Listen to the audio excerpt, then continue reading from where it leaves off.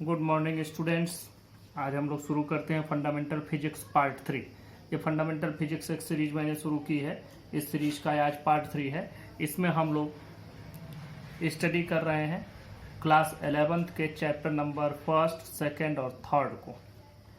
इस सीरीज में मैंने आपको चैप्टर 1st बता दिया, 2nd चैप्टर पर हम लोग हैं और 2nd चैप्टर में आज हम लोग बात करते हैं एरर और एरर एनालिसिस की। तो एरर को समझने के पहले आपको 2-3 और छोटी चीज़ें जान लेनी चाहिए, जैसे व्हाट इज एक्यूरेसी। एक्यूरेसी का मतलब होता है, जैसे हम लोग बहुत अपने बोलचाल में प्रयोग करते हैं कि ये बिल्कुल एक्यूरेट है, ये एग्जैक्ट है, तो एक्यूरेसी वही है। तो एक्यूरेसी का मतलब एग्जैक्ट वर्ड या एक्यूरेट आप तब कहते हैं जब आप बिल्कुल सही काम कर देते तो कहते हैं एक्यूरेट है। और सही काम या किसी नाप तौल में अगर आप किसी चीज को मेजर कर रहे हैं, वह मेजरमेंट बिल्कुल एग्जैक्ट बराबर आया तो हम कहते हैं एक्यूरेट है। मतलब जो वैल्यू दी गई है या जो आनी चाहिए उसके क्लोज हम जितना जाएंगे वही होगा एक्यूरेसी। डेफिनेशन मैंने लिख दी, closeness of a measurement to the true value of the physical quantity. अब ट्रू वैल्यू क्या होगी? जैसे मान लो मैं तुम्हारे सामने यह एक कैप रख दे रहा हूँ। इस कैप का मान लो कि लेंथ दिया गया है, कुछ मान लो दिया है 15 millimetre. Just imagine 15 millimetre is the length of this cap. अब मान लो कि हमने मेजर करना शुरू किया, किसी एक डिवाइस से मेजर किया, कोई स्केल वगैरह यूज किए होंगे, कोई वर्नियर कैलिपर्स यूज किए होंगे, कुछ हमने यूज किया जिससे हमको ये लेंथ हमको मिल रही है कि हम अलग अलग वैल्यू मिल रही है। मान लो 15 मिलीमीटर इसकी एग्जैक्ट लेंथ है। अब जब हमने इसको मेजर करना शुरू किया तो हमको मिल रहा है क्या? हमको मिल रहा है 13.5 मिलीमीटर, 14.3 मिलीमीटर, 12.8 मिलीमीटर, 14.6 मिलीमीटर। अब ये वैल्यूज अलग अलग आ रही हैं क्योंकि आप जब मेजर करते हैं तो कभी अब आप थोड़ा थोड़ा घुमा करके कभी इस डायरेक्शन में लिया, कभी थोड़ा यहाँ से मेजर किया, कभी इस जगह से मेजर किया। तो जब पोजीशंस बदल करके हम लोग इसको मेजर करते हैं तो हमको अलग अलग पोजीशन पे अलग अलग वैल्यूज मिल रही हैं। तो जनरली फिजिक्स में हम लोग किसी चीज को मेजर करना है तो ये नहीं होता है कि बस एक मेजरमेंट लिया बस हो गया, ऐसा नहीं है। यहाँ चूंकि हम लोग किसी भी चीज को एक बार मेजर करते हैं, हो सकता है हमारा ध्यान न गया हो सकता है कोई चीज थोड़ी सी तिरछी रखी हो सकता है हमारा पोजीशन गलत हो, बहुत सारे फैक्ट्स हो सकते हैं। इसलिए हम लोग क्या करते हैं, डिफरेंट मेजरमेंट्स लेते हैं, डिफरेंट पोजीशन से मेजरमेंट करते हैं और उन सभी मेजरमेंट्स का मीन ले लेते हैं। अब देखो जरा, यहाँ पर हमको इतने मेजरमेंट्स मिल रहे हैं, इन सभी मेजरमेंट्स में 14.6 इस 15 मिलीमीटर के सबसे ज्यादा क्लोज है। तो हम कहेंगे 14.6 is the closest and 14.6 is the most accurate measurement. तो हम लोग क्या कहेंगे, 14.6 is the most accurate measurement.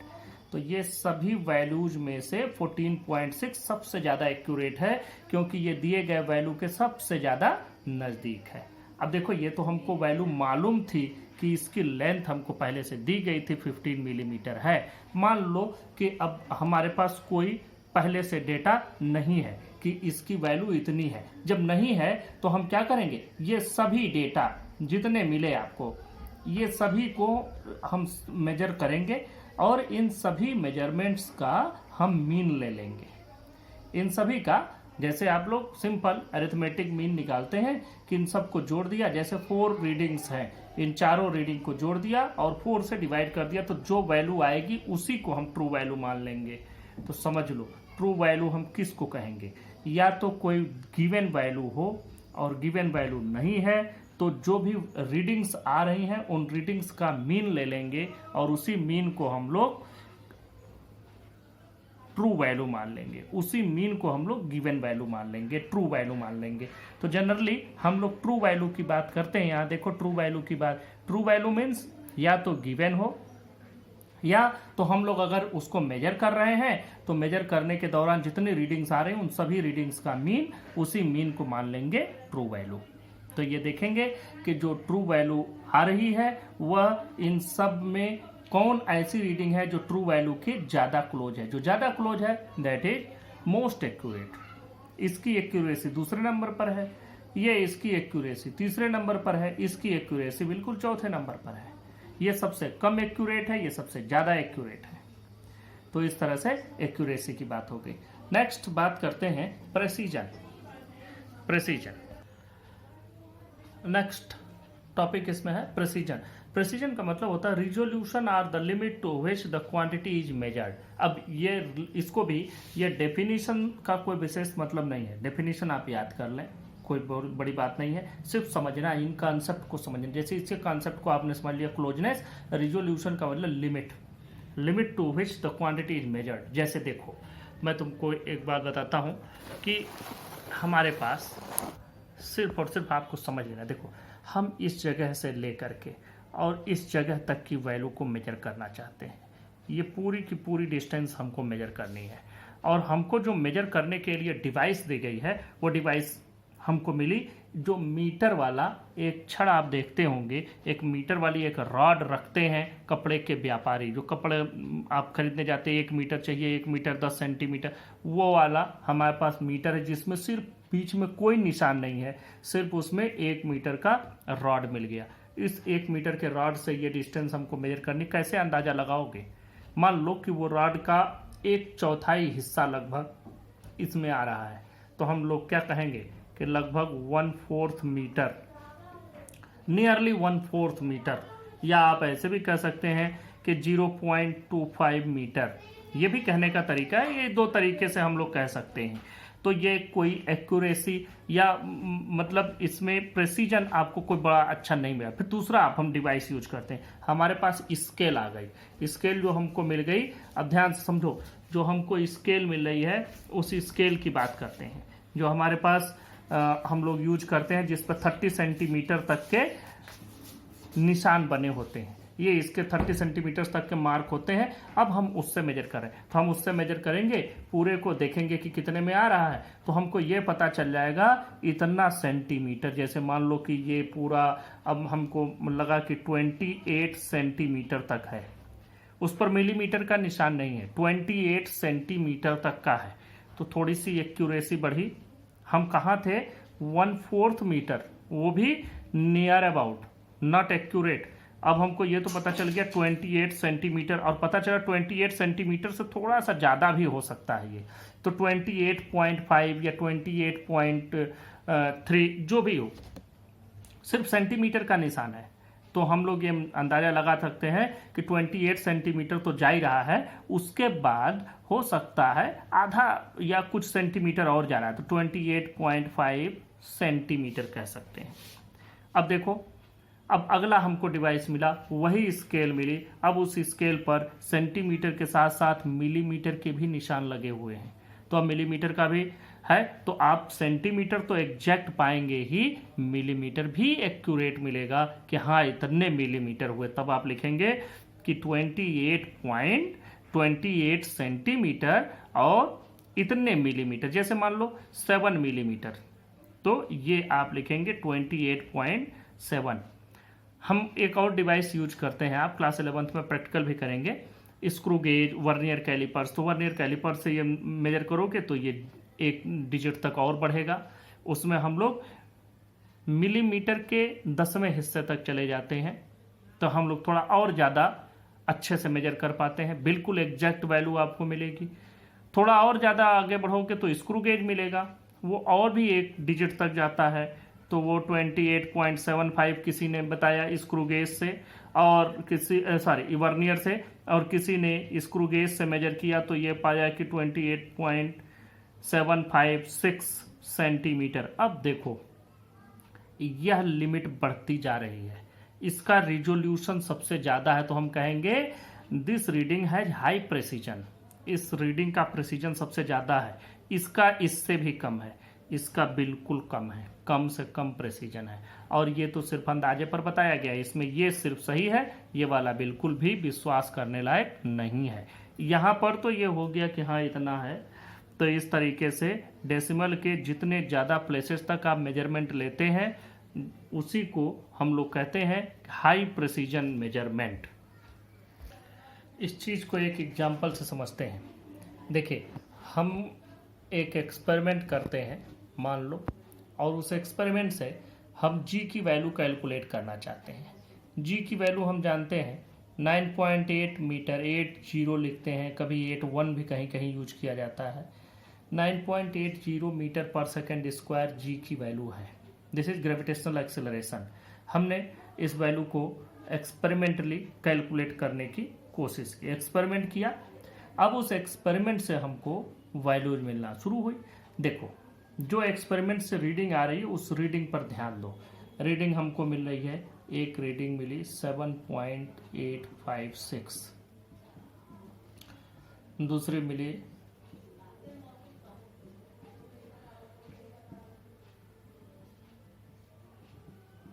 अब इन सभी रीडिंग्स को ध्यान दो।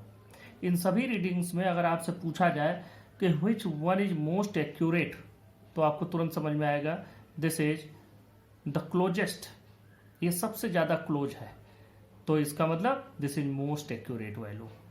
और पूछा जाए which one has maximum precision, तो इसको डेसिमल के 3 प्लेसेस तक करेक्टली मेजर किया गया है, तो this value is most precise. ये मोस्ट एक्यूरेट है या मोस्ट प्रिसाइज है, यहाँ से प्रेसिजन और एक्यूरेसी का डिफरेंस आप समझ लीजिएगा। दिस इज मोस्ट प्रिसाइज, लेकिन ये मोस्ट एक्यूरेट नहीं है क्योंकि इससे भी ज़्यादा क्लोज ये है। दिस इज मोस्ट एक्यूरेट, ये बहुत एक्यूरेट है, सबसे एक्यूरेट है और ये सबसे प्रिसाइज है। तो जब भी हम फिजिक्स में एक्सपेरिमेंट करते हैं या फिजिक्स में आगे पढ़ते हैं या कोई एक्सपेरिमेंटल वैल्यू हम कैलकुलेट करते हैं, तो वहाँ हमारी कोशिश रहती है कि हम एक्यूरेसी के साथ साथ प्रिसीजन पर भी ध्यान दें। बात करते हैं एरर की। What is error? जैसे एरर होता है, आपके डेली लाइफ में भी बहुत सारे एरर्स आप करते हैं। एरर का मतलब ही होता है कि जो होना चाहिए वो न हो के कुछ और हो जाए। बस ये ध्यान से समझो। आप 11th में एडमिशन लिए, आपको 11th में अच्छे से पढ़ना चाहिए, पढ़ के पास होना चाहिए, 12th में जाना चाहिए। अब आप 11th में ठीक से नहीं पढ़े, पास नहीं हुए, एरर हो गई। तो इसी तरह से हम कोई एक्सपेरिमेंट कर रहे हैं जिसमें वैल्यू आनी चाहिए +2.5। हमने एक्सपेरिमेंट किया और वैल्यू को कैलकुलेट किया, हमको मिला 1.7। इसका मतलब हम थोड़ा किसी वैल्यू से पिछड़ गए। या हमको वैल्यू मिला 2.8, इसका मतलब कि हम थोड़ा सा आगे चले गए। तो अब ये दोनों वैल्यू एग्जैक्ट तो नहीं है, एरर इसमें भी है, एरर इसमें भी है। ये आगे की ओर एरर है, मतलब दिस इज पॉजिटिव एरर, और ये पीछे कम रह गया, नेगेटिव एरर। तो इस तरह से एरर हमको मिलते हैं। तो एरर पॉजिटिव नेगेटिव पर आप ध्यान न दीजिएगा। ये कम रह गया, इसको नेगेटिव हमने कह दिया, ये ज़्यादा हो गया पॉजिटिव कह दिया, लेकिन ऐसा कुछ मेंशन नहीं है किसी बुक में कि ये पॉजिटिव या नेगेटिव, सिर्फ आपको समझाने के लिए मैंने बताया। तो ये आप हमेशा ध्यान देंगे कि जब भी हम कोई एक्सपेरिमेंट करते हैं तो जो ट्रू वैल्यू है, ट्रू वैल्यू का मतलब या तो गिवन हो या तो सभी रीडिंग का हमने मीन ले लिया हो, उसको हम ट्रू वैल्यू कहेंगे। ट्रू वैल्यू और measured value minus measured value, true value और मेजर्ड वैल्यू के डिफरेंस को कहा जाता है एरर। ट्रू वैल्यू, जैसे आपको 100 मार्क्स का फिजिक्स का पेपर दिया जाएगा। अब आप 100 मार्क्स में से अगर पूरा 100 ले आते हैं तो ये माना जाएगा विदाउट एनी एरर, आप अच्छे से पढ़ाई किए, सब आपको आया। लेकिन अगर आप 90 मार्क्स ले आते हैं तो कहा जाएगा 90% करेक्ट है, 10% आप लापरवाही किए या आपको नहीं समझ में आया। सब समझ में आया तो 100 आउट ऑफ 100 आने चाहिए। फिर अगली बात हो गई कि अगर आप इसमें 20 मार्क्स ले आए, 20 मार्क्स का मतलब क्या हो गया कि 80% तो आपने एरर कर दिया, आप पास ही नहीं हुए इसमें। तो इस प्रकार से एरर का मतलब हो जाता है true value minus measured value, this is called error. अब इस एरर के टाइप पर बात करते हैं कि यह एरर कितने टाइप का होता है। तो एरर के जैसे टाइप पर चलोगे। अब इस एरर में सिर्फ आपको इतना ही समझना है कि the difference between true value and measured value is called error. कुछ बुक्स के राइटर्स ऐसा भी लिखते हैं measured value minus true value, तो उसमें भी कोई फर्क नहीं है, चाहे कैसे भी करो, चाहे इसमें से इसको डिडक्ट करो चाहे इसमें से इसको डिडक्ट करो, एरर दोनों के डिफरेंस को ही कहते हैं। अब बात करते हैं एरर के टाइप्स पर। एरर के टाइप्स पर जब हम बात करते हैं तो जनरली टाइप्स नहीं होता है, रीजन्स होते हैं कि किन किन रीजन से जनरली ये एरर प्रोड्यूस हुआ, एरर डेवलप हुआ। तो अब हम लोग यहाँ आ जाते हैं एरर पर। अब एरर पर चर्चा करते हैं तो एरर जनरली हमको ये बिल्कुल कहीं ये नहीं लिखा है कि यही इतने टाइप होते हैं, ये एरर के टाइप्स हैं लेकिन यही इतने टाइप्स होते हैं ये नहीं, इसमें और भी बहुत सारे टाइप्स होते हैं। लेकिन आपका 11th स्टैंडर्ड पर जो आपको जानने लायक है आपको इतना जान लेना है, ये ही बहुत है। ये जानते रहेंगे तो बाकी सारे एरर्स भी आपको आगे समझ में आना शुरू हो जाएंगे। तो ये समझो मेन आपको ये ही एरर है, ध्यान से समझना। पहला कांस्टेंट। कांस्टेंट एरर का मतलब कि जैसे मान लो कि हम अपने कमरे की लेंथ को मेजर कर रहे हैं और रूम का लेंथ हमारे मान लो कि दिया गया है 2 मीटर 85 सेंटीमीटर। अब 2 मीटर 85 सेंटीमीटर तो हम लोग ऐसे लिखेंगे 2.85 मीटर। हम जब भी मेजर कर रहे हैं तो हम पा रहे हैं 2.80 मीटर, हम पाते हैं 2 मीटर 80 सेंटीमीटर। हमको ये नहीं मिलता, हमेशा 5 सेंटीमीटर से पिछड़ जा रहे हैं, तो इस एरर को हम लोग कहेंगे कांस्टेंट एरर, क्योंकि ये कांस्टेंट का डिफरेंस आ रहा है।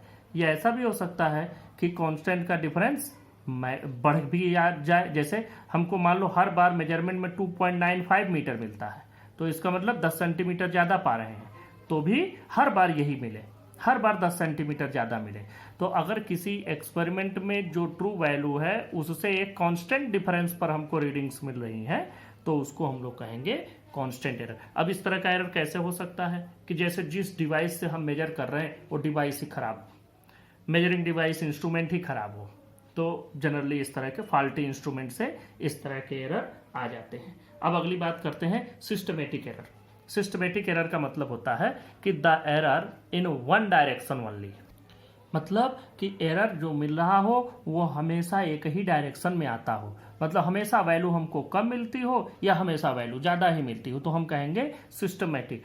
कम मिलने का मतलब हो गया कि जैसे मान लो जो वैल्यू आनी चाहिए जब हम मेजर करते, जैसे मान लो 6 आना चाहिए, हम मेजर करते हैं तो 5 में आ रहे हैं, 4 ले आ रहे हैं, हमको 3 मिल रहा है, 3.5 मिल रहा है, लेकिन 6 से कम ही वैल्यू पा रहे हैं, हर बार इस ट्रू वैल्यू से कम वैल्यू मिल रही है, तो इस तरह के एरर को कहा जाएगा सिस्टमेटिक। और या तो ऐसा भी हो सकता है कि हर बार हम 6 से ज़्यादा पा रहे हैं, 6.8 मिल रहा है, 7.2 मिल रहा है, 7.9, मतलब हम 6 से ज़्यादा पा रहे हैं, तो इस तरह का एरर जिसमें वी आर गेटिंग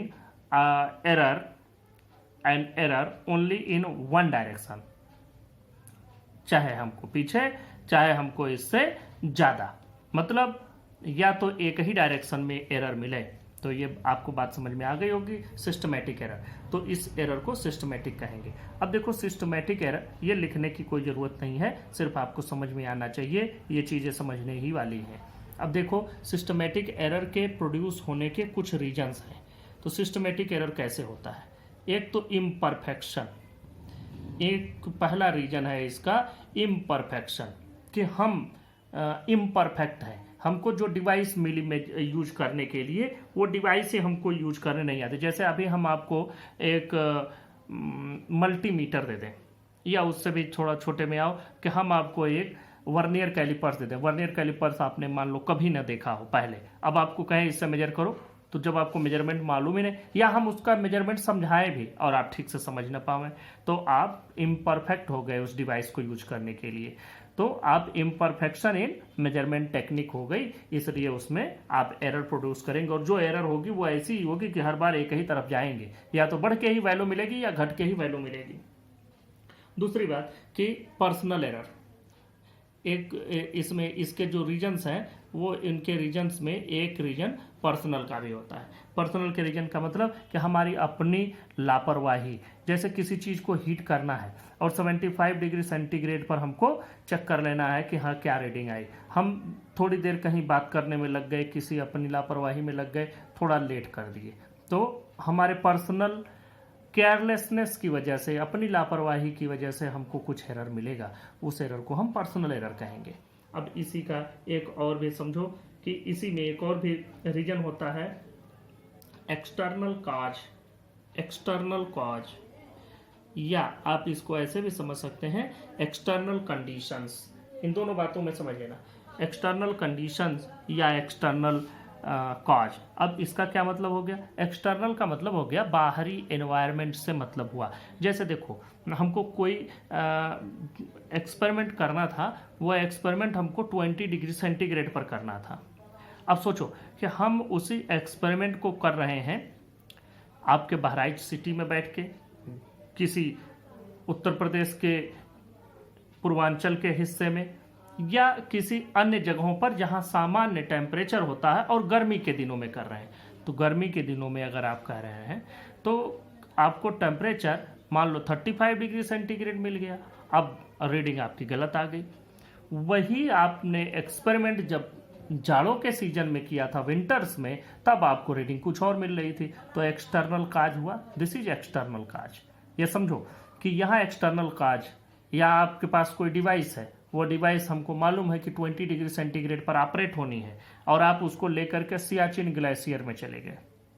अब वहां पर तो temperature -10 degree centigrade, -20 degree centigrade मिला, जबकि हमारी डिवाइस ऑपरेट होती है +20 डिग्री सेंटीग्रेड पर। हम चले गए -10 डिग्री सेंटीग्रेड पर, तो पता चला वो डिवाइस ऑपरेट ही नहीं हुई, या जो उससे रिजल्ट हमको मिलना चाहिए था वो रिजल्ट नहीं मिला। तो ये एक्सटर्नल रीजन्स होते हैं, एक्सटर्नल काज होते हैं। तो हम लोग जब एक्सपेरिमेंट करते हैं तो इन सभी चीज़ों का ध्यान रखते हैं। और तीसरा होता है इंस्ट्रूमेंट, फॉल्टी इंस्ट्रूमेंट। मान लो कि आप जो डिवाइस यूज कर रहे हैं वह डिवाइस ही खराब है। मैंने आपको एक वोल्ट मीटर दे दिया, अब वोल्ट मीटर में कुछ अंदर ऐसी खराबी है कि वो हमेशा 0.5 वोल्ट पीछे चलता है, तो बस हो गया। अब आप कुछ भी रीडिंग लेंगे हमेशा 0.5 वोल्ट पीछे ही रहेगा। वही चीज़ दूसरे डिवाइस से मेजर करेंगे तो आपको कुछ और मिलेगा। तो ये हो गया सिस्टमेटिक एरर। सिस्टमेटिक एरर मतलब error in one direction only, मतलब या तो हमको कम ही मिलेगा या तो हमको ज़्यादा ही मिलेगा।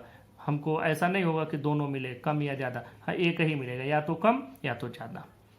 इस तरह के एरर को और इनके एरर को प्रोड्यूस होने के ये रीजन हो गए। अब रैंडम एरर पर आओ, जिसमें जो एरर है वह एरर का मैग्नीट्यूड और डायरेक्शन दोनों बदले।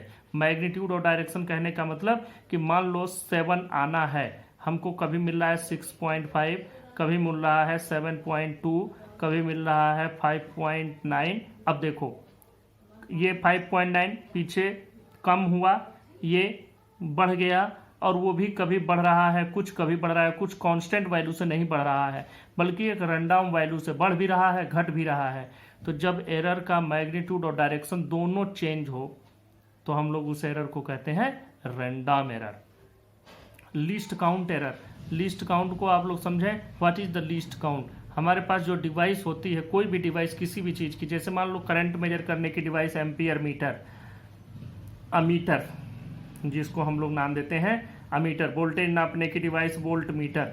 अब हमको कोई अमीटर या वोल्ट मीटर मिला हुआ है, उस अमीटर या वोल्ट मीटर से हम जब रीडिंग लेते हैं तो जो सबसे कम से कम रीडिंग उसकी आती है, उस लीस्ट अमाउंट और least quantity which can be measured through the device is known as least count of that device. जैसे आपको मैं एक सिंपल एग्जांपल देता हूं जो आप यूज करते हैं। आप एक स्केल यूज करते हैं अपनी चीज़ों को मेजर करने के लिए, जनरली कोई भी आप ड्राइंग वगैरह बनाते हैं, इस पर मिलीमीटर, सेंटीमीटर, इंच, इसमें डिस्टेंस ऐसे बनी रहती है, खाने बने रहते हैं, ये मार्किंग होती है। इन मार्किंग में सबसे छोटा खाना जो हम पाते हैं वो मतलब स्मॉलेस्ट डिवीजन, वो स्मॉलेस्ट डिवीजन होता है मिलीमीटर का। तो मतलब ये डिवाइस हमको 1 मिलीमीटर कम से कम वैल्यू मेजर करके दे सकती है। मतलब least count of this device is 1 millimetre. ये तरीका हो गया आपके लिस्ट काउंट का। और अगर आप लिस्ट काउंट जब मेजर कर रहे थे, अलग अलग इंस्ट्रूमेंट होते हैं, सबकी अलग अलग लिस्ट काउंट होती है। मान लीजिए आप किसी चीज़ का लिस्ट काउंट कैलकुलेट कर रहे हैं और वो लिस्ट काउंट गलत कैलकुलेट हो गया, तो उससे जो एरर प्रोड्यूस होगा वो एरर लिस्ट काउंट एरर कहा जाएगा। लिस्ट काउंट से कम वैल्यू अगर मेजर करते हैं तो भी हमको एरर मिलने लगती है और वो भी लिस्ट काउंट एरर ही कही जाती है। तो इस तरह से ये एरर हो गया। एरर के बारे में बहुत डिटेल में जानने की ज़रूरत नहीं है, आपके सिलेबस में इतना ही है और इतना मोर देन सफिशिएंट है। अब हम एरर के टाइप्स के बारे में जान लिया, अब हमको ये देखना है कि एरर कैसे मैनेज करें। जनरली जब हम कोई एक्सपेरिमेंट करते हैं तो हमको कई तरह के एरर मिलते हैं। उनमें सबसे मेन ज़्यादातर मिलने वाला एरर हमको रैंडम एरर होता है। रैंडम एरर को रिमूव करने का, एलिमिनेट करने का एक तरीका होता है कि किसी भी एक्सपेरिमेंट को बार बार रिपीट किया जाए। रिपीटेशन, किसी एक्सपेरिमेंट को बार बार रिपीट करोगे तो उसमें जो रैंडम एरर है वो मिनिमाइज होता चला जाएगा। क्योंकि अगर आप 3 रीडिंग लेते हैं और आपको कोई एरर मिलता है, अगर आप उसी रीडिंग को 20 रीडिंग्स कर दें तो the error will be minimised. तो इस तरह से बहुत सारे रीडिंग्स लेकर के हम लोग रैंडम एरर को बहुत हद तक कम कर सकते हैं। फिर भी एरर के साथ ही ज़िंदगी आपको जीनी पड़ती है। हर जगह आप एरर का मैनेजमेंट करके चलते हैं और ये समझो एरर का मैनेजमेंट क्या है। जैसे अगर मान लीजिए आप बाइक लेकर के जा रहे हैं, सामने से एक ट्रक जा रहा है, तो आप जब अपनी बाइक से ओवरटेक करते हैं तो इससे थोड़ा दूर होकर के ही ओवरटेक करते हैं। कोशिश करते हैं कि हम अगर ओवरटेक करें तो ये सर्किल लेके ओवरटेक करें। सेफ ड्राइविंग इसी को कहते हैं। बिल्कुल नज़दीक से निकलना डेंजरस होता है। तो ये हमने क्या किया, हम यहाँ पर गलती को कम करने की कोशिश किए, एरर को मैनेज करने की कोशिश की। तो इस तरीके से हर जगह आपको एरर का मैनेजमेंट करके चलना पड़ता है। तो एरर के मैनेजमेंट के लिए हम लोग बात करते हैं कौन कौन से तरीके यूज किए जाएंगे जिनसे कि हम लोग रैंडम एरर वगैरह कम कर सकें। तो फर्स्ट हम लोग यूज करते हैं, पहले तो हम बात करते हैं कि कैसे रीडिंग्स लेते हैं और कैसे आगे बढ़ते हैं। देखो, आपने कोई एक्सपेरिमेंट किया और उस एक्सपेरिमेंट से मिलने वाली जो डिफरेंट वैल्यूज़ हैं वो वैल्यूज आपको मिली A1, A2, A3 dash dash dash, ये मान लो AN तक आपको रीडिंग मिली। ये डिफरेंट रीडिंग्स हो गए। अब हम लोगों को ट्रू वैल्यू चाहिए, तो ट्रू वैल्यू के लिए हम लोग क्या लिखते हैं, अरिथमेटिक मीन। इसका मीन ले लेते हैं। मीन को हम लोग लिखते कैसे हैं, या तो A बार से लिखो, अब अगर टाइम रहे तो T बार लिखेंगे, लेंथ हो तो L बार, वो whatever may be the symbol you are using, वो आपके ऊपर डिपेंड करता है। हम A की बात कर रहे हैं, A लेकर के हम चल रहे हैं, तो A बार लिखेंगे, या इसको रिप्रेजेंट ऐसे भी करते हैं A मीन। जनरली बच्चे A बार से ही रिप्रेजेंट करना अच्छा लगता है। क्या करेंगे, A1 plus A2 plus dash dash dash AN तक की चीज़ों को जोड़ लीजिए, डिवाइडेड बाई N कर दीजिए। This is true value or mean value. Mean value मिल जाने के बाद दूसरी बात पर हम लोग चलते हैं कि एरर को कैसे मैनेज करेंगे, एस्टिमेशन ऑफ एरर या elimination of error. Elimination of error, इसके पहले हेडिंग का नाम लिख दो, एलिमिनेशन ऑफ एरर, जिससे आपको ये समझ में आवे कि हम लोग क्या कर रहे हैं। यहाँ मैंने लिख दिया एलिमिनेशन ऑफ एरर, एरर को एलिमिनेट करने का जो तरीका है। तो अब एलिमिनेशन ऑफ एरर के इस पूरे सीक्वेंस में ये कई स्टेप में है। तो पहला हम लोगों ने ये कर दिया कि let these are the measured values and A bar are A mean को हमने इससे रिप्रेजेंट कर दिया। अब हम लोग जो एरर को मैनेज करते हैं, तो पहले चीज़ हम लोग मैनेज करते हैं एब्सोल्यूट एरर। एब्सोल्यूट एरर, देखो एब्सोल्यूट एरर क्या होता है। एब्सोल्यूट एरर का मतलब हो गया error in each individual measurement. देखो, error in each individual measurement मतलब A1 में क्या एरर आया, A2 में क्या एरर आया, कैसे पता चलेगा कि इस A बार, अब तो यही ट्रू वैल्यू हो गई, A बार ट्रू वैल्यू हो गई, तो A बार से और A1 में क्या डिफरेंस है, इसी को हम लोग कहेंगे error in measurement of A1। तो लिखते हैं error in measurement of A1, इसको हम लोग रिप्रेजेंट करते हैं डेल्टा A1 से। तो डेल्टा A1 को हम लोग क्या लिखेंगे, A बार माइनस A1। अब यहां पर भी रिजिड ना हो जाना है, रट्टा ना मार लेना। कुछ राइटर्स इसको A1 माइनस ए बार भी लिखते हैं, दोनों करेक्ट है। चाहे ए बार माइनस A1 लिखें तो कुछ वैल्यू आएगी, या A1 माइनस ए बार लिखें। अगर ये करने पर वैल्यू पॉजिटिव आ रही है तो A1 माइनस ए बार की वैल्यू नेगेटिव आएगी। कोई बात नहीं है, पॉजिटिव नेगेटिव को आगे मैनेज हम लोग करेंगे, कैसे देखते हैं। तो error in measurement of A1, तो ये डेल्टा A1। इसी तरह से लिखेंगे error in measurement of A2, ये वैल्यू को रिप्रेजेंट करेंगे डेल्टा A2 से, ये हो जाएगा ए बार माइनस A2। इसी तरह से error in measurement of A3, और इसको जब हम लिखेंगे डेल्टा A3 ए बार माइनस A3। तो इस तरह से हम लोग इसके मीन को इसके इंडिविजुअल एरर को लेते चले जाएंगे। अब हम लोग करेंगे क्या, हम लोग लास्ट में इन सभी एब्सोल्यूट एरर का मीन निकालेंगे। तो देखो यहाँ पर लिखेंगे mean absolute error, mean absolute error, mean absolute error. इसको रिप्रेजेंट करते हैं या तो डेल्टा ए बार से लिखते हैं, या तो इसको लिखते हैं डेल्टा ए मीन। ये वैल्यू कितनी होगी, इन सब का मीन ले लेना है। लेकिन इन सब का मीन लेने में हमको ये ध्यान रखना है, सबके सिर्फ और सिर्फ मैग्नीट्यूड को लेना है, न कि डायरेक्शन। अब इसमें मैग्नीट्यूड और डायरेक्शन कहाँ से आ गई बात, जैसे जस्ट फॉर एन एग्जाम्पल मान लो यहाँ आया माइनस 0.8 और इस जगह पर आया 2.0। तो अब यहाँ का पॉजिटिव और यहाँ के निगेटिव से कोई मतलब नहीं है, हमको मतलब 0.8 से है, हमको मतलब 2.0 से है। ये बात आपको समझानी थी। तो ये आपको ऐसे ही लेकर के चलना है। अब देखो यहाँ पर हम लोग इसको निकाल लेते हैं। तो इसके लिए हम लोग इसका मैग्नीट्यूड लेंगे, mod delta A1 plus mod delta A2 plus dash dash dash, और लास्ट में हम जाएंगे लिखेंगे plus mod delta AN divided by N। यहाँ से आपको मिल गया मीन एब्सोल्यूट एरर। तो अब जब हम करेक्ट वैल्यू को रिप्रेजेंट करेंगे वो कैसे आएगा, देखो हम लोग जो फाइनल रिजल्ट लिखेंगे या करेक्ट वैल्यू जो लिखेंगे, करेक्ट वैल्यू किसकी, ए की करेक्ट वैल्यू कितनी हो जाएगी। पहले तो हम लोग ट्रू वैल्यू पर चले जाएं। ट्रू वैल्यू हमको क्या मिली थी, ए बार। ध्यान देना यहाँ पर हमने ए बार कैलकुलेट किया था, इसी को ट्रू वैल्यू मान लिए हैं। तो मतलब ये हो जाएगा ए बार ट्रू वैल्यू और प्लस माइनस डेल्टा ए बार, या इसी को ऐसे भी लिख सकते हो कि ए मीन प्लस माइनस डेल्टा ए मीन। दोनों ही तरीके लिखने के आपके हो गए।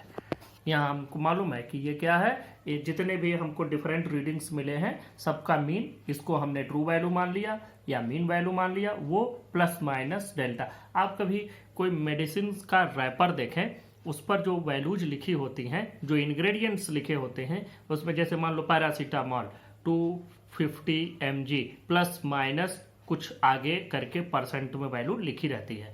मतलब उतना एरर हर जगह पॉसिबल है। आप कभी चाय बनाते हैं, चीनी ज़्यादा पड़ गई, कभी चाय ज़्यादा पड़ गई, तो इस तरह से एरर हर जगह पॉसिबल है और उतने एरर को मैनेज किया जाता है। और ये तरीका है मैनेज करने का कि ये इतना एरर, अब किसी को भी ये वैल्यू मिली तो वो समझ ले कि इस वैल्यू में इतना बढ़ भी सकता है, इतना घट भी सकता है। ये भूल चूक लेनी देनी वाली बात हो गई। ये सब चीज़ें समझ में आ गई बात आपको। अब हम लोग इसी क्रम में दूसरी चीज़ पर चलते हैं, एक दूसरा तरीका देखते हैं एरर को एलिमिनेट करने का। यहाँ से अब हमने क्या किया कि इस एरर के लिए प्रोटेक्शन बना दी। प्रोटेक्शन मतलब एरर तो है ही, ये वैल्यू तो है ही, वैल्यू के साथ ये इतना प्लस माइनस का एरर पॉसिबल है। दूसरा तरीका है इसका रिलेटिव एरर। ध्यान देना, रिलेटिव एरर। अब रिलेटिव एरर की कोई डेफिनेशन मत लिखो, सिर्फ ये समझो कैसे कैलकुलेट करते हैं। जो चीज़ अब तक आप लोगों ने पढ़ी है, देखी है, उसी से इसको भी समझना है। देखो इसको भी हम लोग डेल्टा से रिप्रेजेंट करते हैं, इसको ये वाला डेल्टा यूज करते हैं। Delta A is equal to ये कितना होता है, तो रिलेटिव एरर का फार्मूला है mean absolute error. Mean absolute error ये बताता है कि इसके रिलेशन में कितना एरर आया, डिवाइडेड बाय मीन वैल्यू। अब देखो मीन एब्सोल्यूट एरर का मतलब delta A mean divided by a bar, या इसको ऐसे लिख दो, जब मीन वाला हम लोग यूज कर रहे हैं तो मीन ही लिखें, ए मीन। तो इसको जब हम लोग लिखते हैं फार्मूला में तो हम लोग लिखते हैं delta A is equal to delta A mean, ये भी डेल्टा ही है, इसको भी डेल्टा पढ़ते हैं। जैसे आप लोग डी लिखते हैं दो तरीके से, स्मॉल डी कैपिटल डी, वैसे ही ग्रीक और बाकी कुछ लैंग्वेजेज हैं तो उनमें हम लोग डेल्टा को ऐसे लिखते हैं। तो ये छोटा एक बड़ा हो जाएगा, अब कौन छोटा और कौन बड़ा भगवान जाने, डिवाइडेड बाय ए मीन। हमको उससे मतलब भी नहीं, बस ये हम लोग पढ़ेंगे डेल्टा डेल्टा। तो ये तुम्हारे समझ में आ गया, ये रिलेटिव एरर हो गया।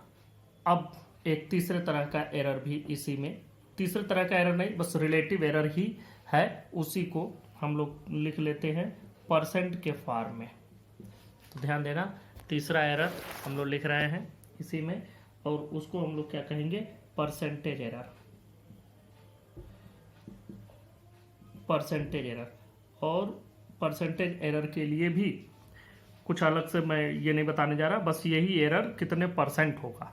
तो बस इसी को the relative error represented in the form of percent is called percentage error. इसको हम लोग कैसे लिखते हैं, परसेंटेज एरर जैसे हमको लिखना है delta A is equal to, यही formula, delta A mean by a mean in 200, इतने परसेंट का एरर आया। ये आपके एरर की बात हो गई। अब इस एरर का हम लोग एक एग्जाम्पल कर लेते हैं और उसके बाद ये हम लोग एग्जाम्पल देख लेते हैं। The measurement of length of a rod are, हमको डिफरेंट रीडिंग्स जो मिलती है 2.48 metre, 2.46, 2.550, 2.49 metre and 2.48 metre, calculate average length and percentage error. तो अब इसमें ध्यान दो, जो हमको वैल्यूज मिल रही हैं ये वैल्यूज अलग अलग आ रही हैं, हमको इसमें एवरेज लेंथ लेनी है। तो एवरेज लेंथ का तो फार्मूला बहुत ईजी है, तो सिंपल है, सिर्फ परसेंटेज एरर आपको कैलकुलेट करना होगा। तो एवरेज लेंथ की बात कर लेते हैं। एवरेज लेंथ इसको एल बार से रिप्रेजेंट करते हैं, ये वैल्यू आ जाएगी 2.48 plus 2.46 plus 2.50 plus 2.49 plus 2.48 divided by 1 2 3 4 5 readings है। ये इनको जब आप टोटल सम करेंगे तो ऐड करने पर आपको मिलेगा 12.41 डिवाइडेड बाई 5। तो ये वैल्यू मिल गई इतने मीटर। 5 से जब डिवाइड करेंगे तो एल बार की जो वैल्यू आपको मिलेगी वो मिलेगी 2.482 मीटर। तो अब देखो ये सब कुछ 2 डिजिट तक ही है, डेसिमल के 2 प्लेसेस तक ही है, तो हम लोग भी 2 प्लेसेस तक राउंड ऑफ कर लेते हैं। तो मतलब 2.48 मीटर ये वैल्यू हो गई। अब हम लोग इसके आगे चलते हैं। यहाँ से हमारे पास यहाँ सब कुछ हमको दिख रहा है, सारे readings L1 L2 L3 L4 L5 और L बार भी दिख रहा है। तो एवरेज, अब हम लोग पहले परसेंटेज एरर चाहिए आपको। परसेंटेज एरर ध्यान देना, यहाँ पर हमें परसेंटेज एरर की कैलकुलेशन करनी है। तो परसेंटेज एरर कैलकुलेट करने के लिए पहले एब्सोल्यूट एरर आपको कैलकुलेट करना होगा। तो first absolute error in measurement of L1, तो डेल्टा L1 इसको कहेंगे। ये वैल्यू कितनी होगी, L bar minus L1। L bar की वैल्यू लिखो 2.48 माइनस L1 की value 2.48 and we are getting 0.0 metre. Delta L2 calculate कर लो। Absolute error in measurement of L2, delta L2 ये हो जाएगा L बार माइनस L2, ये वैल्यू 2.48 माइनस 2.46 वैल्यू आ जाएगी 0.02 मीटर। फिर डेल्टा L3, ये मैंने कर दिया सब। डेल्टा L3 इसको करोगे तो अब यहाँ माइनस में वैल्यू आएगी, फिर ये भी माइनस में मिलेगा, ये 0 0 2 मिल गए। अब हमको क्या करना है, मीन एब्सोल्यूट एरर। हम लोग नेक्स्ट कैलकुलेशन करते हैं मीन एब्सोल्यूट एरर का। देखो mean absolute error, mean absolute error, और इस वैल्यू को कैसे रिप्रेजेंट करोगे, डेल्टा L बार, और इसको क्या फार्मूला है, mod delta L1 plus mod delta L2 plus mod delta L3 plus mod delta L4 plus mod delta L5, सब मॉड में रहेगा। ये मैं थोड़ा इधर बढ़ा देता हूँ, आप देख लें, डेल्टा L5 तक डिवाइडेड बाई 5 डेल्टा L बार। देखो जब कोई चीज़ मॉड में लिखी जाती है तो डेल्टा L1 इसको तो हम सीधा 0.0 लिख दिए, प्लस मॉड में जब इस वैल्यू को लिखेंगे तो हम डायरेक्ट मॉड के बाहर की वैल्यू लिखते हैं। डायरेक्ट मॉड के बाहर देखो इसका मान आएगा 0.02, मैग्नीट्यूड इसका 0.02 है, तो हमको लिखना है 0.02। मॉड का मतलब positive value, plus delta L3 minus 0.02 है तो हमको 0.02 लिखना, माइनस प्लस से कोई मतलब नहीं। प्लस देखो ये डेल्टा L4 है, माइनस है, हमको प्लस लिखना है 0.01 प्लस ये 0.0, तो इस तरह से डिवाइडेड बाई 5। अब देखो यहाँ से आप जब इसको ऐड करते हैं तो पाते हैं delta L bar is equal to, ये पूरी वैल्यू मिलती है 224 और ये 15, 0.05 डिवाइडेड बाई 5, और ये वैल्यू आपको मिलती है 0.01 मीटर। जैसे मीन एब्सोल्यूट एरर। अब मीन एब्सोल्यूट एरर आपको मिल गया, यहाँ से करेक्ट लेंथ आप रिप्रेजेंट कर सकते हैं। लिख लो करेक्ट लेंथ, जैसे हम वहाँ पर करेक्ट वैल्यू लिखे थे, correct length L is equal to L bar plus minus delta L bar. L bar की वैल्यू आपको मिली थी, मैं यहाँ नीचे कर देता हूँ, ध्यान देना, L बार की वैल्यू आपको मिली थी 2.48 प्लस माइनस 0.01 मीटर, मतलब ये इतना हो सकता है। मैं इसमें 0.01 बढ़ भी सकता है, 0.01 घट भी सकता है, मतलब 2.49 भी हो सकता है, 2.47 भी हो सकता है। परसेंटेज एरर भी कैलकुलेट कर लो, percentage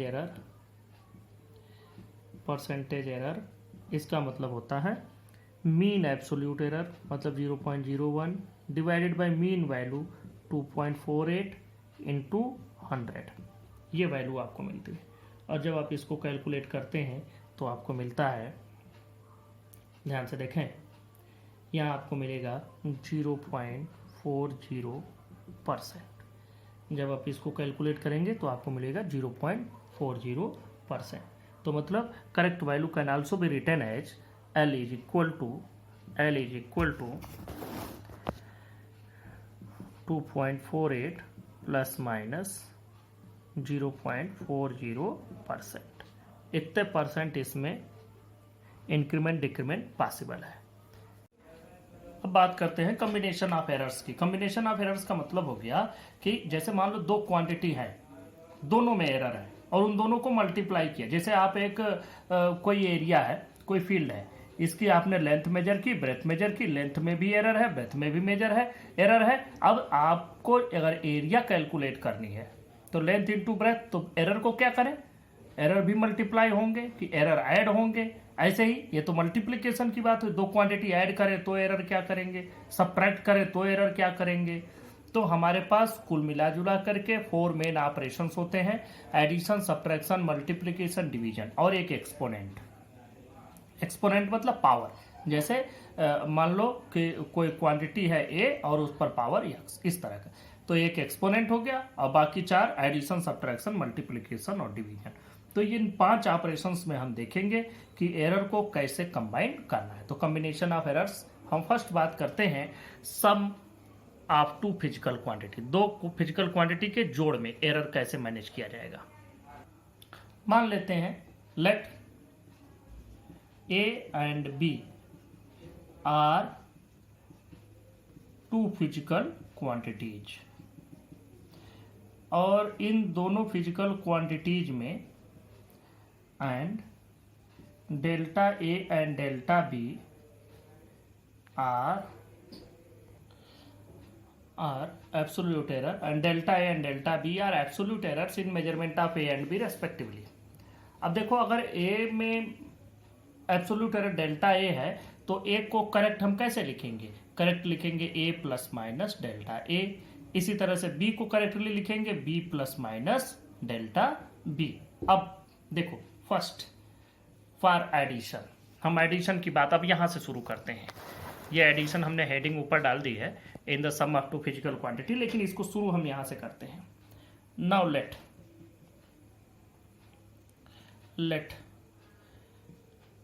z is equal to a plus B. अब z हमारी एक क्वांटिटी है, कुछ भी है जिसमें a और b को ऐड करना है। जब हमको a और b को ऐड करके z में रखना है, तो चूंकि a और b दोनों में एरर है तो z में भी एरर होगा। तो अब अगर हम एरर के रूप में इसको लिखेंगे तो कैसे होगा? इसका मतलब 10 z plus minus delta z, ये z का एरर हो गया, जो z में एरर आया। और ये किसके बराबर होगा? a plus minus delta a plus b plus minus delta b।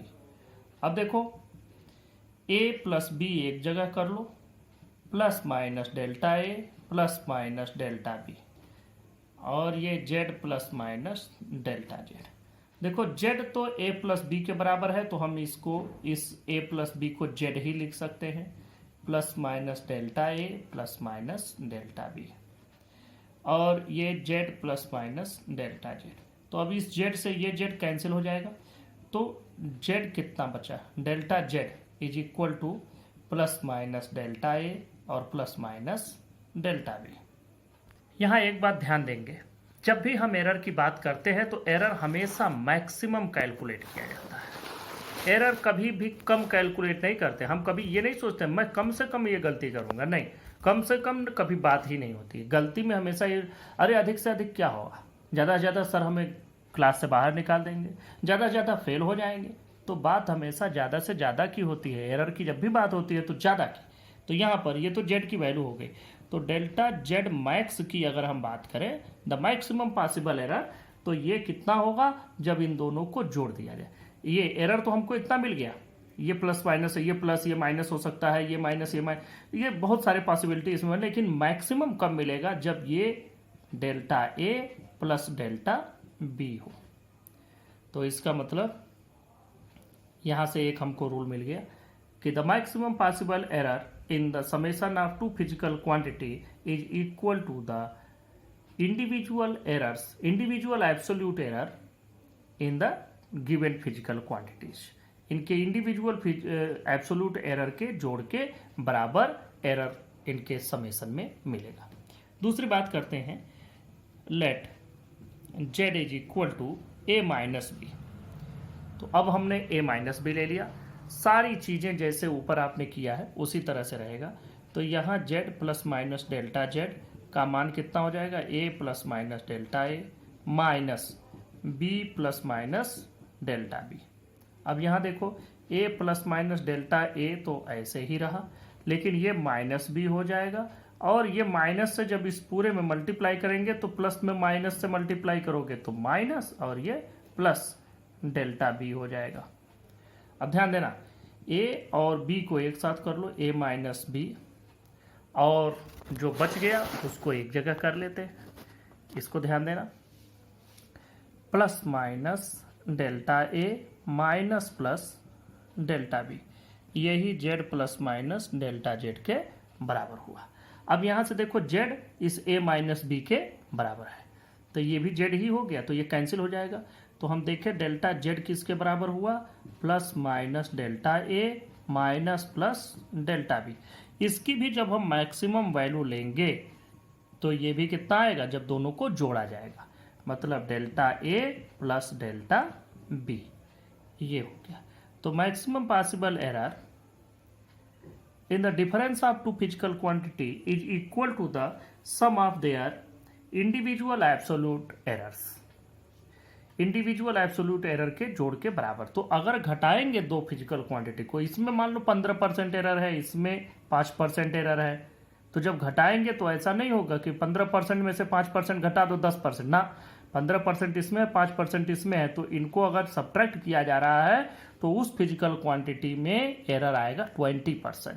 हमेशा ध्यान रखें।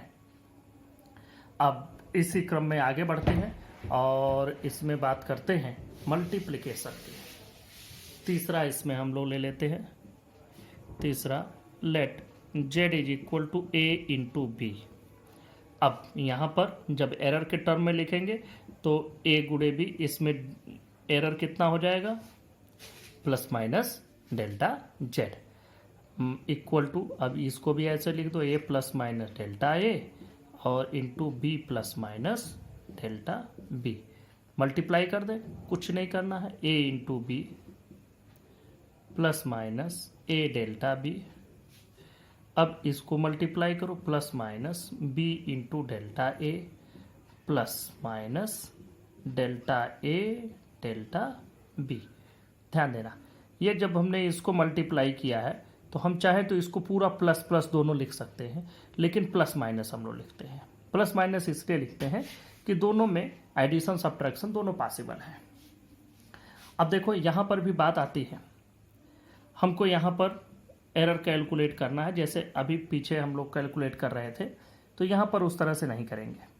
कुछ बच्चे थोड़ा सा एक कन्फ्यूजन में आते हैं कि ये देखो ए और बी को काटने के चक्कर में रहते हैं कि ए का इससे मल्टीप्लाई हो जाएगा, नहीं, ये डेल्टा बी है, मतलब ये एब्सोल्यूट एरर है बी का, और ए एक फिजिकल पूरी क्वांटिटी है, ये पूरी फिजिकल क्वांटिटी। ऐसे यहाँ दोनों ए और बी फिजिकल क्वांटिटी है, जहाँ डेल्टा ए आया है वह ए का एब्सोल्यूट एरर है, डेल्टा बी बी का एब्सोल्यूट एरर है। तो अब हम लोग यहाँ पर क्या करते हैं कि ए बी से डिवाइड कर देते हैं।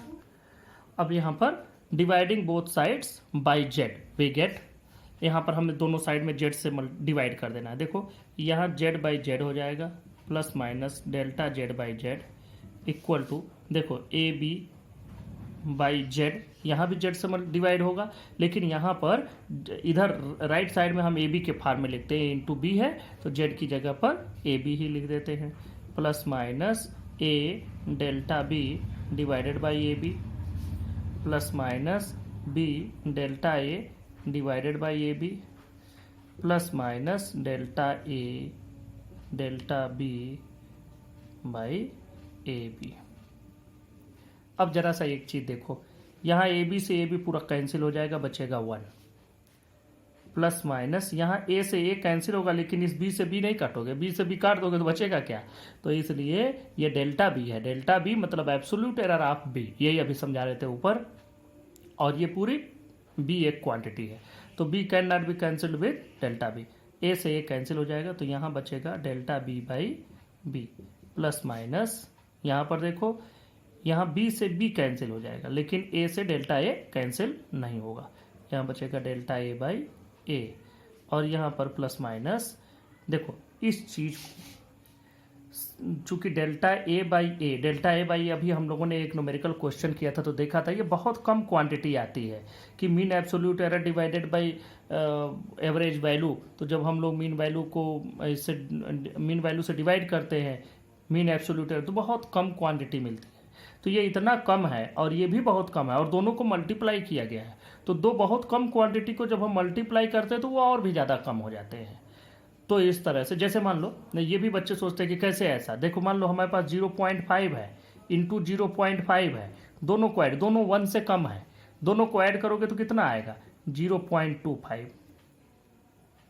0.25। ये ध्यान दिया आप लोगों ने कि ये अगर हम मान लें ये 50 पैसा, ये 50 पैसा, तो मल्टीप्लाई किया तो कितना 25 पैसा हो गया, तो और कम हो जा रहा है, तो 1 से कम अगर दो क्वांटिटी हैं उनको आपस में मल्टीप्लाई करोगे तो वैल्यू जितनी है वो उससे भी कम आएगा। तो यहाँ तो ये दोनों वैसे ही बहुत कम है और दोनों को मल्टीप्लाई करोगे तो ये वैल्यू नेग्लेजिबली स्मॉल हो जाएगा। तो हम लोग इसको नेग्लेक्ट कर देते हैं, यहीं से छोड़ देते हैं। ये एक स्टेप लिखने वाला था लेकिन हम नहीं लिख रहे हैं। तो यहाँ देखो क्या बचेगा, यहाँ बचेगा 1 plus minus delta Z by Z. अब ये 1 से 1 कैंसिल हो जाएगा और डेल्टा जेड बाई जेड की जो वैल्यू बचेगी वो बचेगी delta B by B plus minus delta A by a. ये भी प्लस माइनस है। अब यहाँ पर तुमको करना क्या है कि हमें मैक्सिमम पॉसिबल एरर चाहिए। तो इसका मतलब हम लोग इसको लिखेंगे delta Z by Z max. अब देखो डेल्टा जेड बाई जेड है क्या, absolute error divided by quantity, मतलब ये रिलेटिव एरर हो गया, ये रिलेटिव एरर हो गया जेड का। और ये मैक्सिमम तब होगा जब इन दोनों को जोड़ दिया जाए। ये दोनों के जोड़ के बराबर होता है। इसका मतलब कि the maximum possible error in the multiplication of two physical quantity is equal to the sum of individual relative errors of the given physical quantity.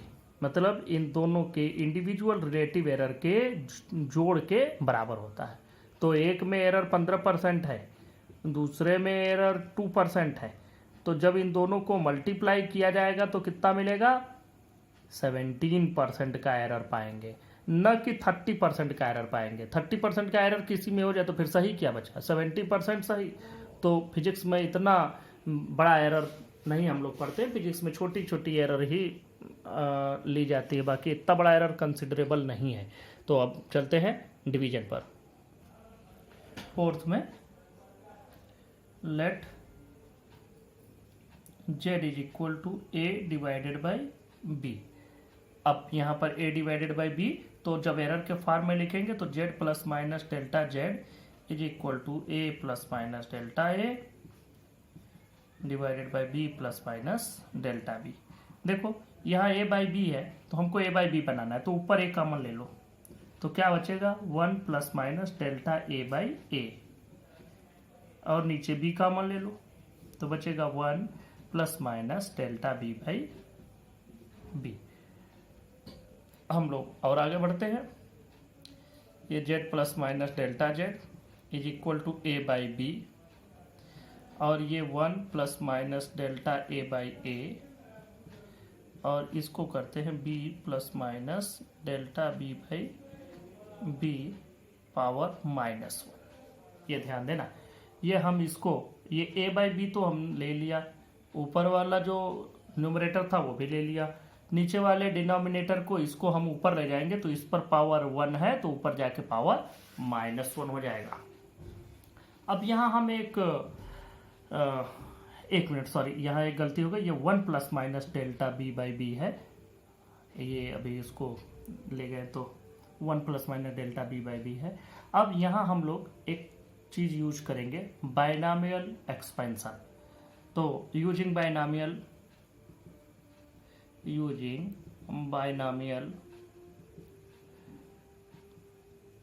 Theorem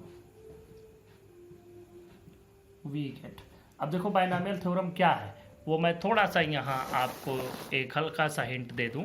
पूरा तो मैथमेटिक्स के स्टूडेंट पढ़ेंगे, लेकिन जो नॉन मैथमेटिक्स हैं बायो स्टूडेंट्स वो इतना समझ ले कि मैथमेटिक्स में एक चीज़ होती है, जैसे आप लोग a प्लस बी का होल स्क्वायर पढ़े हैं, होल क्यूब पढ़े हैं, वैसे ही चीज़ें बहुत बड़ी पावर्स भी अगर हो एक्सपोनेंट तो उसको भी एक्सपेंड कर सकते हैं। तो लेकिन आपको इतना जानना है कि अगर 1 प्लस यक्स पावर n दिया गया हो और यक्स की वैल्यू बहुत कम हो तो हम लोग इसको लिख सकते हैं 1 प्लस n इंटू एक्स, मतलब जो पावर है वो इसमें डायरेक्ट मल्टीप्लाई हो जाएगा। और इसमें ये और भी आता है plus n minus 1 x square by factorial 2, ये आगे बढ़ता चला जाता है, लेकिन बाकी के टर्म जो है बहुत कम आते चले जाते हैं, इसलिए हम लोग मेन इन्हीं दो टर्म को लेते हैं। ये तब है जब x की वैल्यू बहुत कम हो 1 से, तब हम लोग ये फार्मूला यूज करते हैं। This is binomial expansion. तो ये बाइनॉमियल एक्सपेंशन हम यहाँ यूज करने जा रहे हैं। तो देखो z plus minus delta z is equal to a by B, 1 plus minus delta A by ए। और यहाँ पर देखो 1, अब ये -1 से इसमें मल्टीप्लाई हो जाएगा, समझो यक्स की जगह पर ये है, क्योंकि ये भी बहुत कम है, डेल्टा बी बाई बी ये एब्सोल्यूट एरर है, ये ट्रू वैल्यू है, तो अब ये तो बहुत कम आएगा, क्योंकि एब्सोल्यूट एरर तो बहुत कम होगा और ट्रू वैल्यू तो बहुत ज़्यादा होगी, तो 1 से बहुत कम आएगा, इसलिए ये फार्मूला यूज किया जाता है, बाइनोमियल एक्सपेंशन यहाँ यूज किया जा सकता है। तो -1 को इस वाले में मल्टीप्लाई करें, जब -1 से मल्टीप्लाई होगा तो ये माइनस हो जाएगा, ये प्लस हो जाएगा, माइनस और ये नीचे प्लस हो जाएगा, डेल्टा बी बाई बी। अब ध्यान देना, हमें अगला काम क्या करना है, अगला काम करना है हम इसको z से दोनों साइड डिवाइड कर देते हैं। Dividing both sides by z we get, divide करें तो ये हो जाएगा z by Z plus minus delta z by Z is equal to, अब देखो ये पूरे को z से डिवाइड करोगे तो ये a बाई बी, हम पूरा लिख देते हैं a by B 1 plus minus delta a by A 1 minus plus delta b by B और whole divided by z, z means a by B divided by a by B. अब ये a by बी से cancel हो जाएगा, तो हमारे पास क्या बचता है 1 plus minus delta z by Z, ये इधर बचा, इधर की ओर हमको मिलेगा 1 plus minus delta a by A 1 minus plus delta b by B. ध्यान से देखो ये डेरिवेशन जो है, ये डेरिवेशन आप लोगों को आएगा तो अच्छा है, क्योंकि डेरिवेशन से आपको ये समझ में आता है कि कैसे इस फार्मूले को हमने डिराइव किया। आप धीरे धीरे आपको डेरिवेशंस भी सीखने हैं, तो इसलिए डेरिवेशन आना चाहिए आपको। तो 1 plus minus delta z by Z multiply करो, 1 हो जाएगा और ये हो जाएगा minus plus delta b by B, फिर plus minus delta a by ए और फिर plus minus delta a by A into delta b by B. ध्यान दो 1 से 1 कैंसिल हो गया, ये चीज़ नेग्लेजिबली स्मॉल हो गई, इसको हम छोड़ ही देंगे। तो हमारे पास क्या बचता है, जो बचता है वो लिखो, delta z by Z is equal to minus plus delta b by B plus minus delta a by A. इसमें भी जब हम मैक्सिमम लेंगे तो delta z by Z max is equal to delta b by B plus delta a by A. तो हम लोग लिख सकते हैं the maximum possible relative error in the division of two physical quantity is equal to the sum of their individual relative errors. तो ये हमको मिल गया इसमें कि अगर हम लोग डिवाइड करते हैं तो भी एरर इसी तरह से ऐड होंगी। तो अब जैसे मैं आपको एग्जांपल बताता हूँ, एक क्वांटिटी है जिसमें एरर है 15%, दूसरी क्वांटिटी है जिसमें एरर है 5%, दोनों को डिवाइड करना है, तो अब एरर 3% नहीं होगा, एरर इसमें भी है, एरर इसमें भी है, तो जब इन दोनों का डिवीजन निकालेंगे तो एरर कितना हो जाएगा 20%। ये आपको एरर समझना है। तो अब एक लास्ट बच गया इन द एक्सपोनेंट, लास्ट है let z is equal to a power n। अब अगर ऐसा आ जाए कि किसी पर पावर लगा हो, पावर में हम लोग एरर को कैसे मैनेज करेंगे, तो इसका मतलब z plus minus delta z जो होगा वो a plus minus delta a power n के बराबर होगा। अब यहीं से आपको इसको डिराइव करना है, ध्यान से देखिएगा। यहाँ से आपको a कॉमन लेना है, तो देखो a कॉमन लोगे तो पूरे पर तो पावर है n, तो जब a यहाँ से हम बाहर निकालेंगे तो उस पर पावर n बाहर आएगा, a पावर n बाहर आएगा। तो यहाँ क्या बचेगा, अंदर a से ही डिवाइड होगा, देखो यहाँ 1 हो जाएगा plus minus delta a by A power n, ये वैल्यू आई। अब dividing both sides by z, dividing तो z by Z plus minus delta z by Z is equal to a power n 1 plus minus delta a by A power n divided by Z, Z means A power N.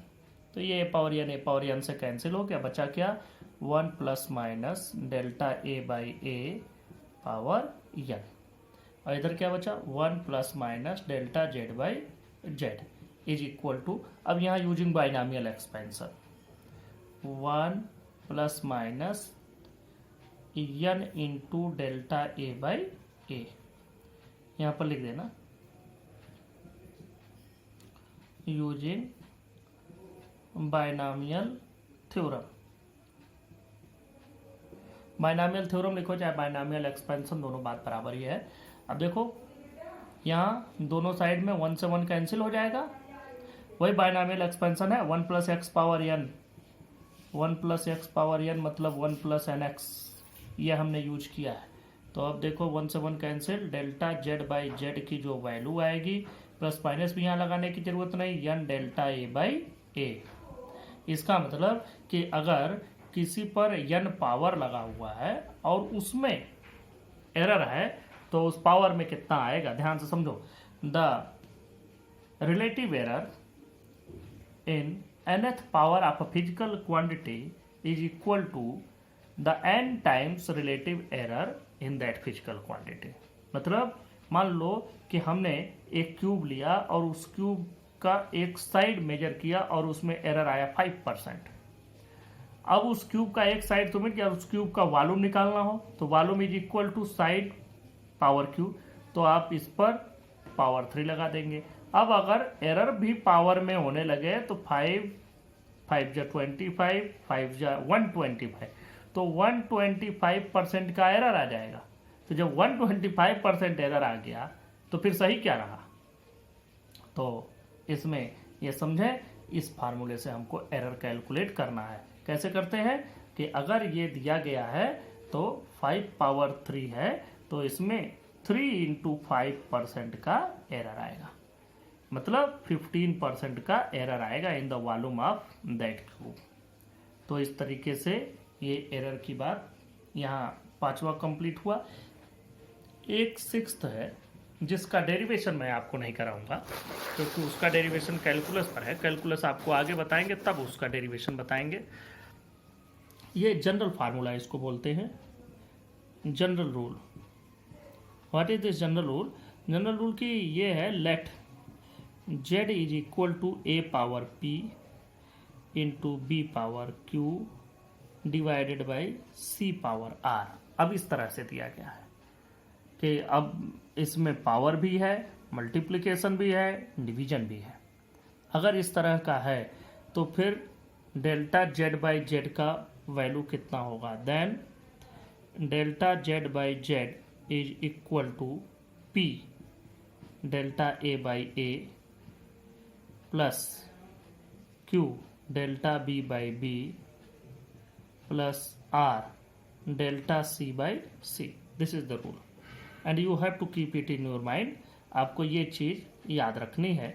जैसे division वाला rule आपको याद है, multiplication वाला rule याद है, तो वही हमको लगाते चले जाना है।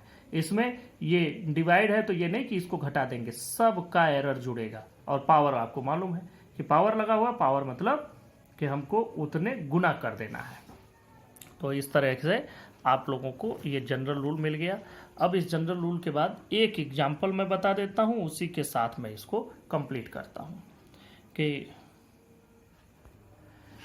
यह क्वेश्चन देखें। If x is equal to, यह फार्मूला दिया है, a cube root b c divided by d square and error in a b c d is 1%, 2%, 4% and 1% respectively, then find error in x। Solution देखो, percentage error दिया है।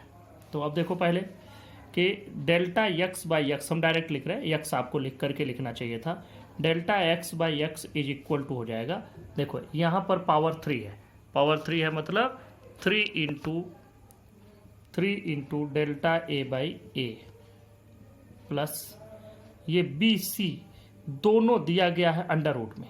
तो B C दोनों under root में है तो मतलब power 1/2 है। तो 1/2 delta B by B plus 1/2 delta c by c plus ये डी नीचे है लेकिन इसको भी हमें ऊपर ही लिखना है, मतलब 2 डेल्टा डी बाई टी, इस तरह से लिख लिए। अब हम क्या करें, चूंकि हमको जो एरर दिया परसेंटेज में दिया और ये रिलेटिव एरर का फॉर्म है, तो इसमें दोनों साइड 100 से मल्टीप्लाई कर दो। तो delta x by x into 100 equal to 3 delta A by A into 100 plus 1/2 delta B by b into 100 plus 1/2 delta c by c into 100 plus 2 delta d by d into 100। ये आ गया। अब इसमें देखो delta x by x into 100 तो हमें पता करना है, और 3 delta A by A into 100 की वैल्यू कितनी है 1%, तो 3 into 1 plus 1/2 delta B by b into 100 दिया है 2, मतलब into 2 plus 1/2 delta c by c into 100 दिया है 4 to 4 plus 2 delta d by d into 100 दिया है 1। ये आप कर दें, ये 3 प्लस 1 प्लस 2 प्लस 2, मतलब 2 2 4 5 3 8। इसका मतलब the error in calculation of x is 8%। इस तरीके से हम लोग न्यूमेरिकल क्वेश्चंस भी इसके सॉल्व कर लेते हैं, चाहे कितना भी कॉम्प्लेक्स क्वांटिटी क्यों नहीं दिया गया हो। तो यहीं पर मैं कंप्लीट करता हूँ। Thank you.